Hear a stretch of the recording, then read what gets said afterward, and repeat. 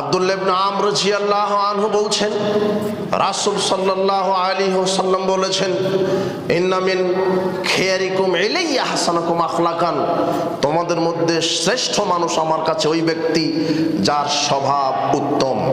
আব্দুল্লাহ ইবনে আমর রাদিয়াল্লাহু আনহু বলছেন, রাসূল সাল্লাল্লাহু আলাইহি ওয়াসাল্লাম বলেছেন, ইন্না মিন আহাব্বিকুম আলাইয়া আহসানাকুম আখলাকান, আমার কাছে ওই ব্যক্তি উত্তম যে সর্বশ্রেষ্ঠ, যে সর্বোত্তম চরিত্রের অধিকারী।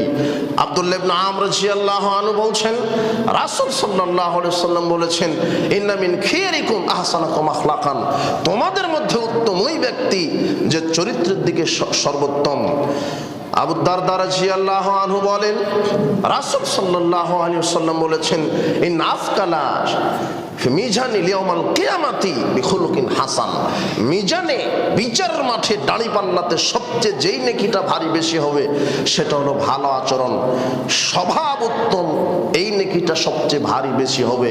সালাত, সিয়াম, হজ, যাকাত, তাসবিহ, তাহলিল, কোরআন খতম দেওয়া, এগুলির যত নেকি তার চাইতে সবচেয়ে ভারী বেশি নেকি হবে আপনার উত্তম স্বভাবের।